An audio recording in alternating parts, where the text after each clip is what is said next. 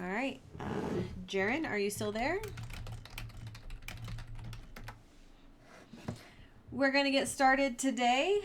We are talking about Eli and his sons. So 1 week ago, we studied Hannah. We talked about how she was a woman of faithfulness and strength, and she prayed to God for a child, and he gave her a son, Samuel.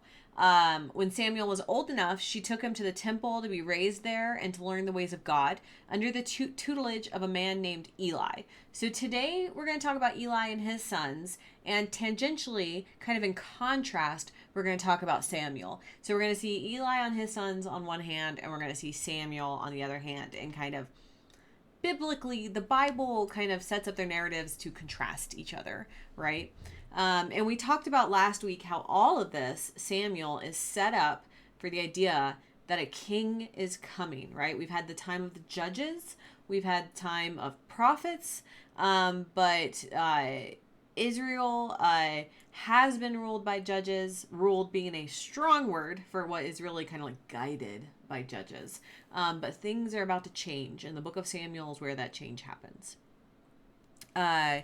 Trevor says all he sees is a black screen. Well, I can see the stream, and Jaren can see the stream. So, Trevor, maybe you should refresh. I seem to be streaming. Jaren, can you see the screen?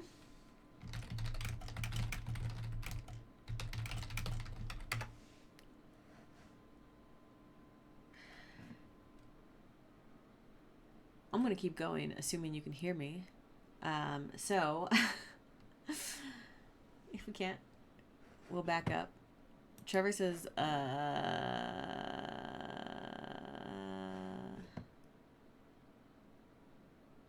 Jaren can see it, so... All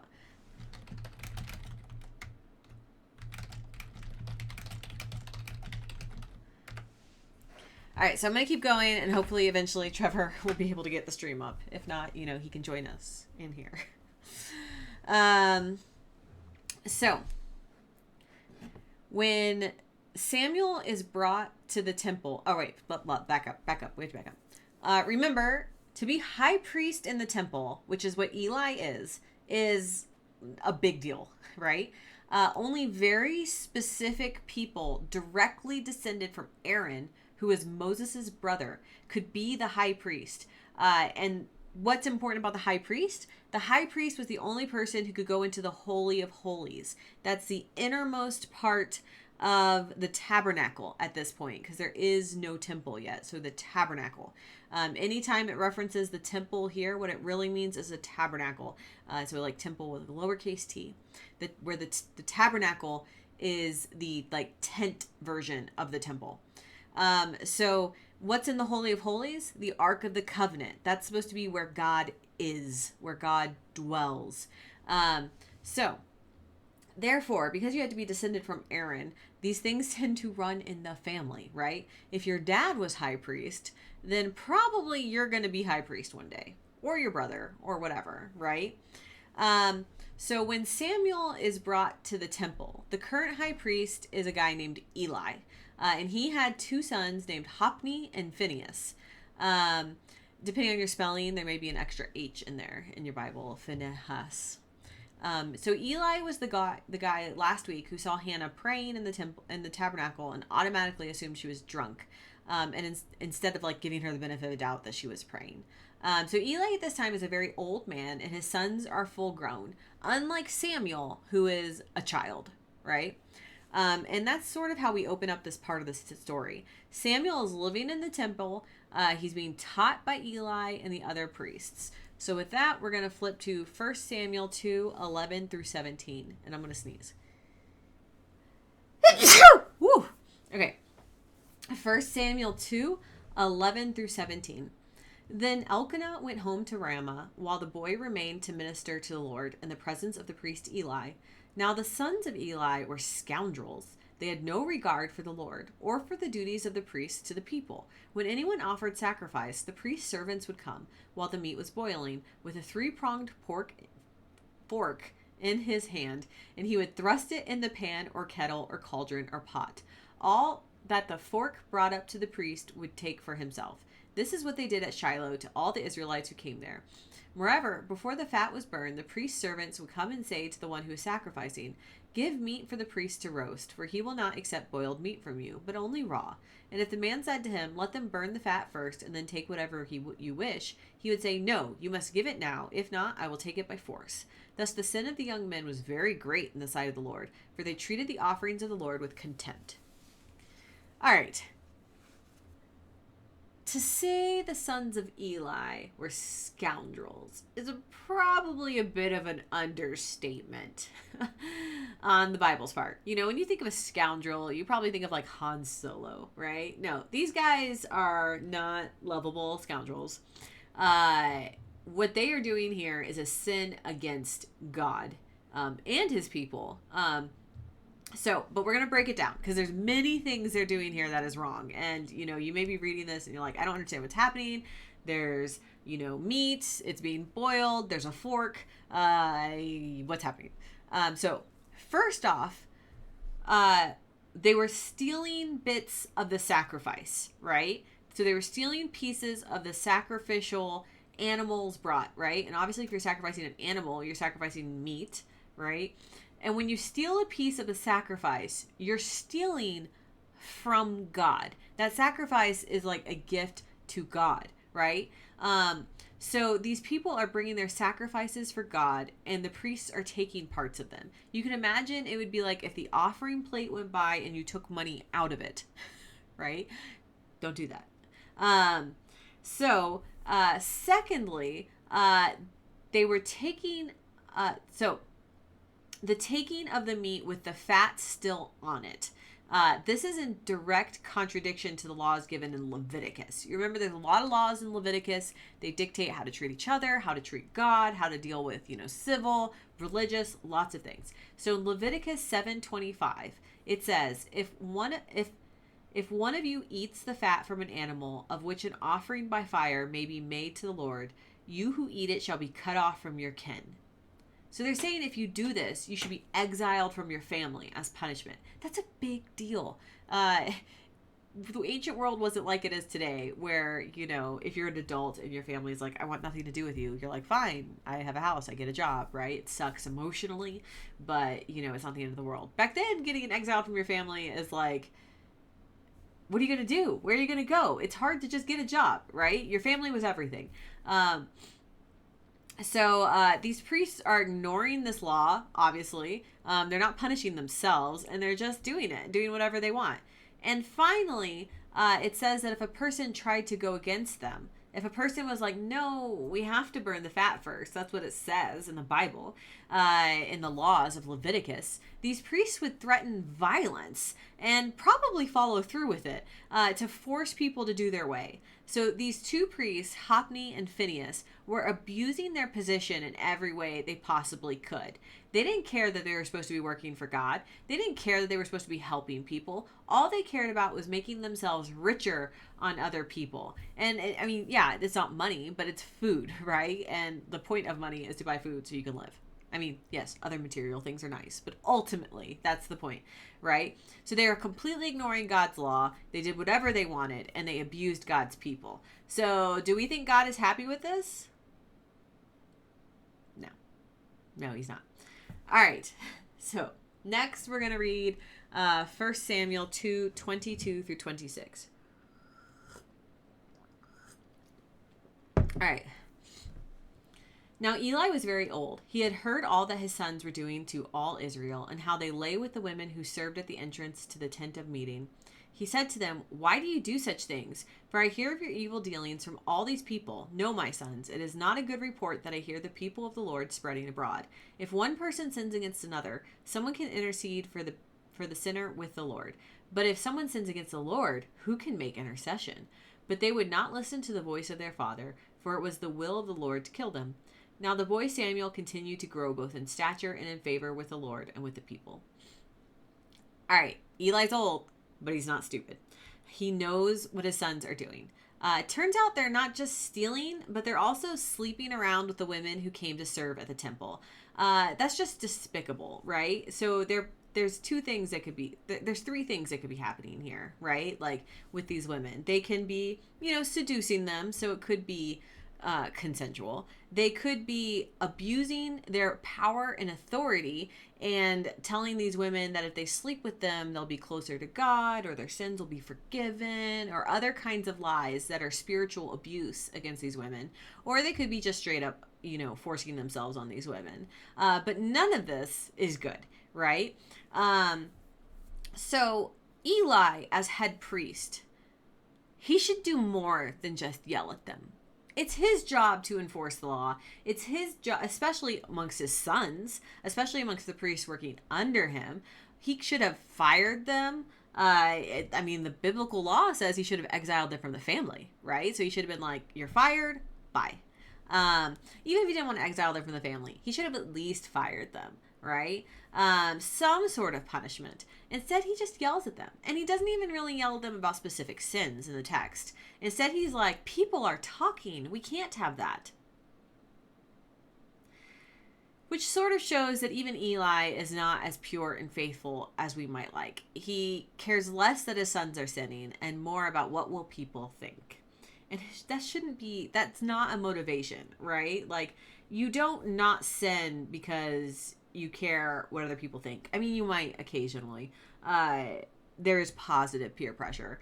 But you should not sin because you care what God thinks, right? Eli here doesn't even mention God. It's crazy. Eli does at least warn his sons, saying there's no one to advocate for them between them and God. He's like, if you do something against another person, right, you can get a third party to like sort things out. But when it's between you and God, what are you going to do? And then the passage makes it clear that God has already decided judgment for them. For their sins against God and Israel, Hophni and Phinehas will die. All right, then we have verse 26, which is all by itself and completely different, right? Here is where the writer is directly contrasting the evil behaviors of Hophni and Phinehas with Samuel. So where Hophni and Phinehas are destined to die, Samuel has found favor with God. All right, so we're going to read the next section, which is 1 Samuel 2, 27 through 36.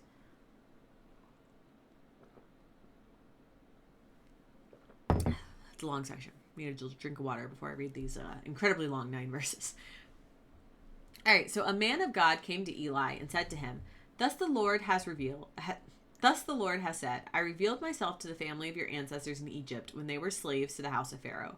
I chose him out of all the tribes of Israel to be my priest, to go up to my altar, to offer incense, to wear an ephod before me, and I gave to the family of your ancestor all my offerings by fire from the people of Israel. When they look with greedy eyes at my sacrifices and my offerings that I commanded, honor your sons more than me by fattening yourselves on the choicest parts of every offering of my people of Israel. Therefore, the Lord of God of Israel declares, I promise that your family and the family of your ancestors should go in and out before me forever. But now the Lord declares, far be it from me, for those who honor me I will honor, and those who despise me shall be treated with contempt. See, a time is coming when I will cut off your strength and the strength of your ancestors' family, so that no one in your family will live to old age. Then in distress you will look with greedy eye on all your prosperity that shall be bestowed upon Israel, and no one in your family shall ever live to old age. The only one of you whom I shall not cut off from my altar shall be spared to weep out his eyes and grieve his heart. All the members of your household shall die by the sword. The fate of your 2 sons, Hophni and Phinehas, shall be assigned to you. Both of them shall die on the same day. I will raise up for myself a faithful priest, who shall do according to what is in my heart and in my mind. I will build him a sure house, and he shall go in and out before my anointed one forever. Everyone who is left in your family shall come to implore him for a piece of silver or a loaf of bread, and shall say, Please put me in one of the priest's places, that I may eat a morsel of bread. So an angel, a man of God, appears to Eli. In the past, when we've seen angels, they've generally been bearers of good news, telling Abraham he'll have a son in his old age, or blessing Jacob. But in this case, the angel doesn't have very good news for Eli. He tells him that God has seen the wickedness of his sons, and that Eli will live to see both of his sons die. Not just that he'll outlive his sons, but both of his sons will die on the same day. And that Eli's house will fall. None of his descendants or relatives will be priests anymore, and instead a new priestly line will be raised. However, for Samuel, things are a bit different.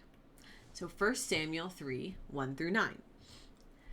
Now the boy Samuel was ministering to the Lord under Eli. The word of the Lord was rare in those days. Visions were not widespread.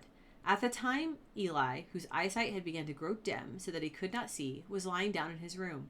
The lamp of God had not yet gone out, and Samuel was lying down in the temple of the Lord, where the ark of God was. Then the Lord called, Samuel, Samuel, and he said, Here I am, and ran to Eli, and said, Here I am, for you called me. But he said, I did not call. Lie down again. So he went and lay down. The Lord called again, Samuel. Samuel got up and went to Eli and said, Here I am, for you called me. But he said, I did not call, my son. Lie down again. Now Samuel did not yet know the Lord, and the word of the Lord had not yet been revealed to him. And the Lord called Samuel again a third time. And he got up and went to Eli and said, Here I am, for you called me. Then Eli perceived that the Lord was calling the boy.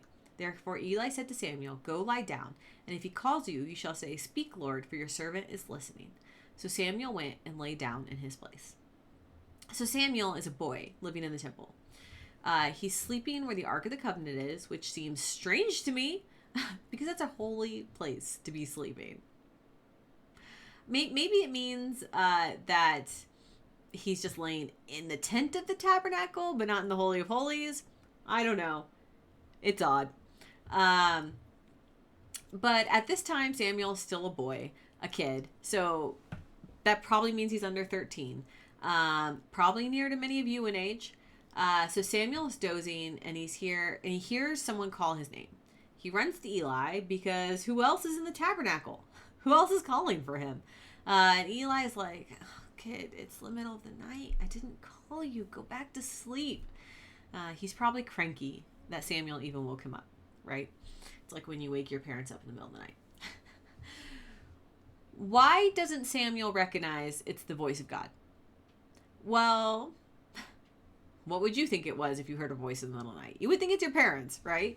And the section opened it up with telling us the word of God was rare in those days. And remember, anyone who heard the voice of God was considered a prophet. So it would be few people indeed who probably claimed such a thing. Samuel probably never met a prophet and may not even know it was possible to hear such an audible call. It's completely rational for him, a kid, to assume it's his master and teacher, Eli, who is calling him. So Samuel goes back to sleep, and it happens again. Once again, he runs to Eli. Once again, Eli sends him away. Then it happens again. And once again, Samuel goes to Eli. That's 3 times Samuel heard his name called. 3 times he's responded.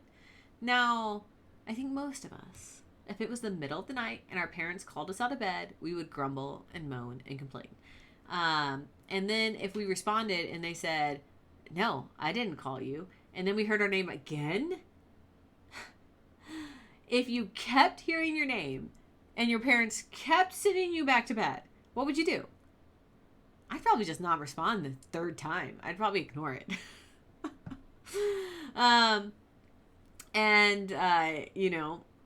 My parents would probably have to physically get me out of bed if it was really them calling. If I had responded, and they said it wasn't them, and then it happened again, I would definitely ignore it. So Samuel's already demonstrating way more obedience, promptness, and respect than I probably demonstrated on a daily basis as a kid. Samuel is ready and willing to serve, even when he doesn't know it's God calling him. The 3rd time Samuel goes to Eli, Eli realizes what's happening. Eli tells Samuel it's God calling, and that he doesn't need to get up. He just needs to respond to God to see what he has to say. So, 1 Samuel 1, 3, 10 through 18. 1 Samuel 1, 3, 10 through 18.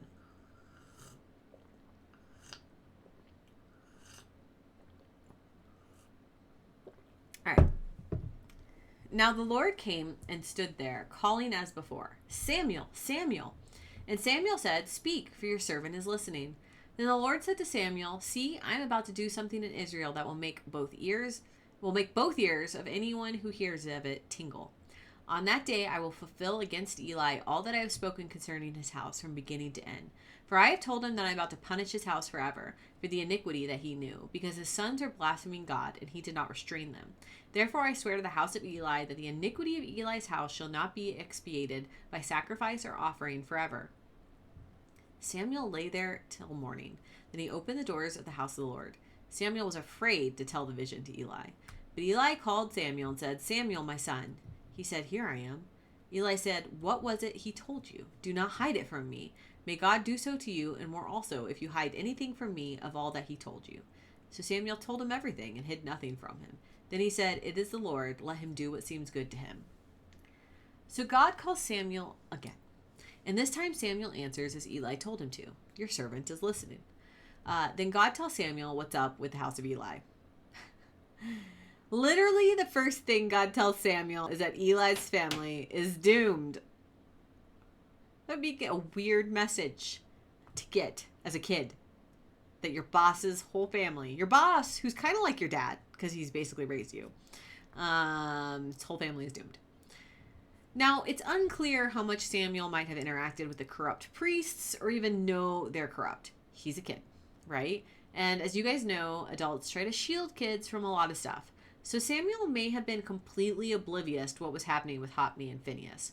On the other hand, it's not a large tabernacle, and he's living in it. So maybe he knew exactly what was happening. Either way, it's no wonder he'd be scared to tell Eli, right? Samuel's just a kid.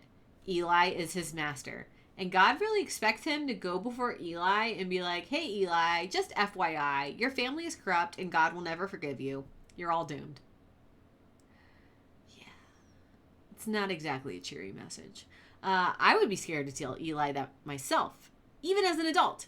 And being a kid in his care, I'd be scared out of my mind. Because even though we know an angel has already told Eli all of this, Samuel doesn't know that. And he doesn't know how Eli is going to react to this message. And there's a reason why there's a saying that says, don't shoot the messenger. It's because people often shoot the messenger. They get mad at the person delivering the message, even though it's not their fault, right? So if Eli already knows this information, why does God require Samuel to tell it to him? Well, as a prophet of Israel, Samuel will have to be strong. As we're going to see, he's going to be a prophet in some interesting times. He's going to be really strong. And he's going to have to tell some very powerful men some very bad news a lot of times in his life. As we're going to see later, Samuel is going to be instrumental in both setting up kings and taking them down. This is a man who can't be afraid of the reaction of a king when he goes to tell him God's news. So I think this isn't a test so much as it's good training. Samuel is afraid. God knows that. And God created this safe environment for Samuel to work through that fear of telling an authority figure bad news. Because Eli already knows this. Samuel doesn't know that. So when Samuel goes before him and tells him what God told him, Eli already had that first shock from that first messenger. So he's not going to get angry at Samuel. He already knows. Samuel isn't the bearer of bad news so much as he's the bearer of redundant news. But this helps Samuel to get over that fear of being the bearer of bad news in a safe environment where the authority figure is not going to get mad at him. And we're going to see this training comes into much use later when he has to deliver bad news lots of times. Don't envy Samuel. All right, so the end is near for Eli's family. So now we're going to read 1 Samuel 3:19 through 4:4. So we're going to cross over, that change from 3 to 4. I don't know how they decided all those years ago when to split up chapters and stuff like that. So I don't, and how they do paragraph breaks and all that kind of stuff. Different translators put them in different places. So that's why sometimes it can seem like a chapter changes in the middle of a paragraph. Ancient Hebrew doesn't have paragraphs. It doesn't have punctuation. So, what I'm trying to say is the verse and chapter markings are completely made up, right? The paragraphs and the punctuation are completely made up. So, when a new translator comes along, everyone uses the same verse and the verse and chapter markings. Those are decided a long time ago, and we all just decided to go with it. Nobody changes that, right? But when a new translator comes along, they may be like, it doesn't make sense to end the paragraph right here. It makes sense to end it here. And that's why we kind of get stories that cross chapter marks, right? Because the chapter marks are not original. So 1 Samuel 3:19 through 4:4. As Samuel grew up, the Lord was with him and let none of his words fall to the ground. And all of Israel from Dan to Beersheba knew that Samuel was a trustworthy prophet of the Lord.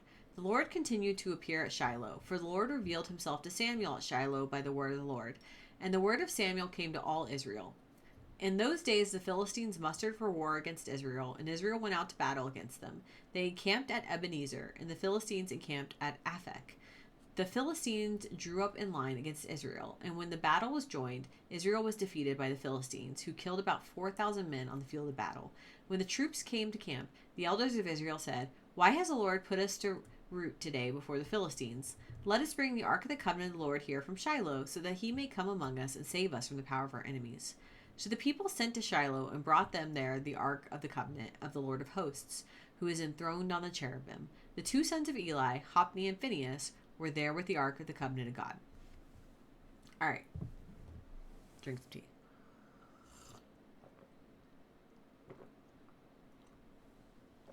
So Samuel grows up.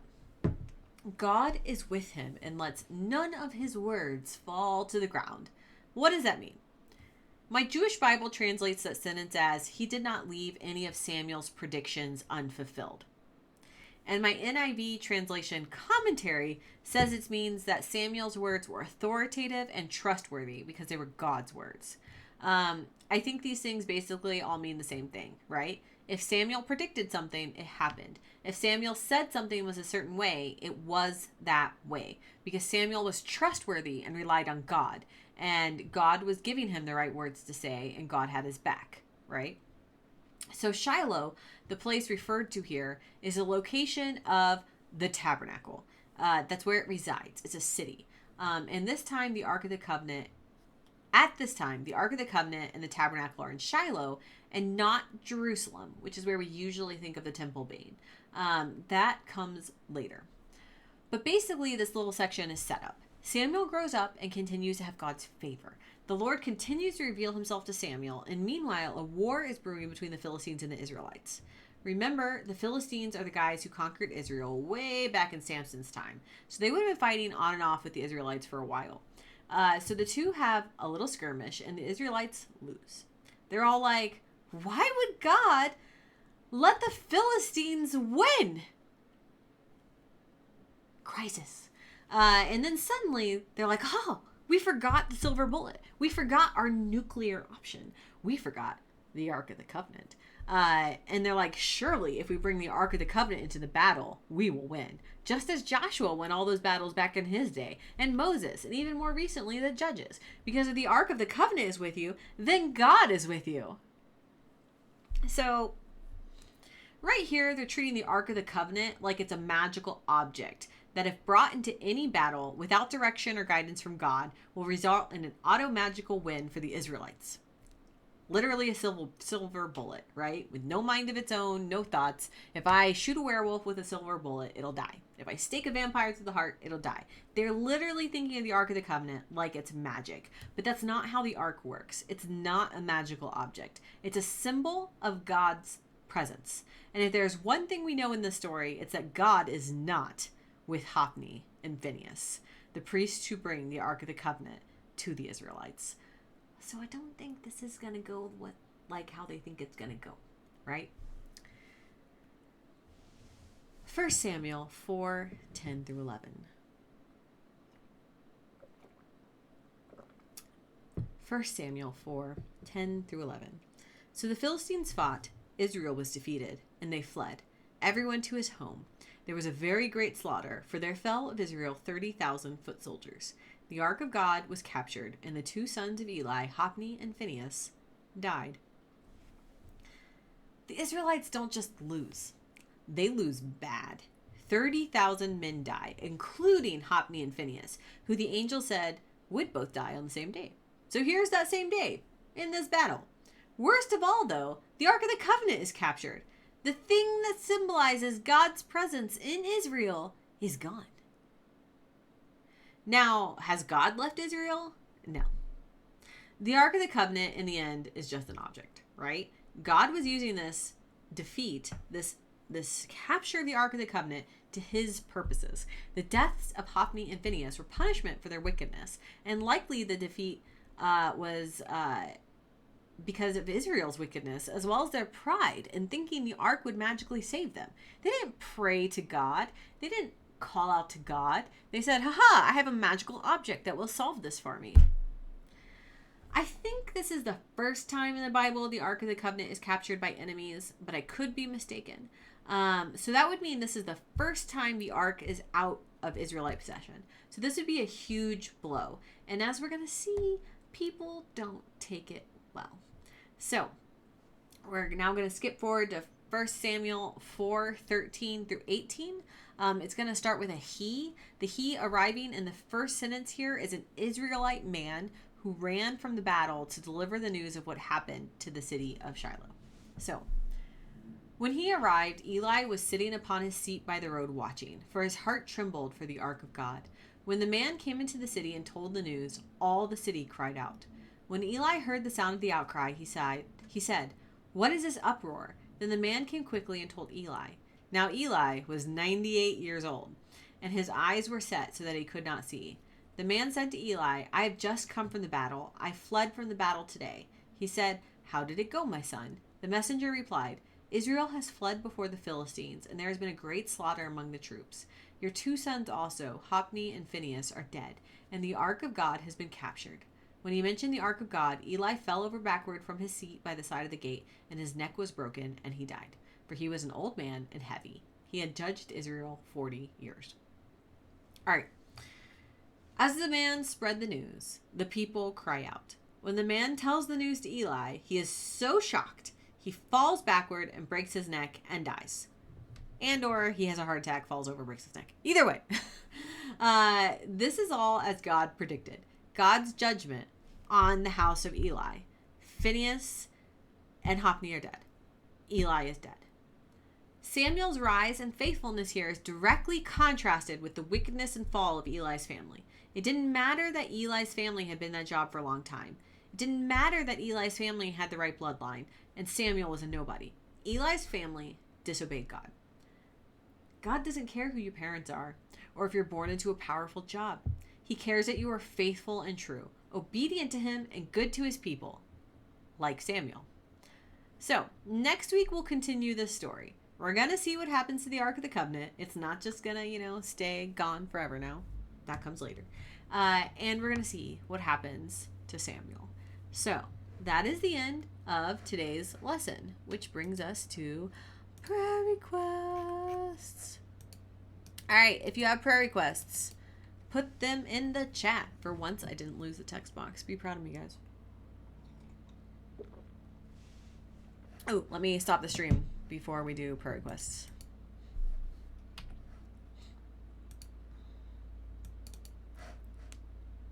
Not the stream, recording. We're going to keep streaming, obviously.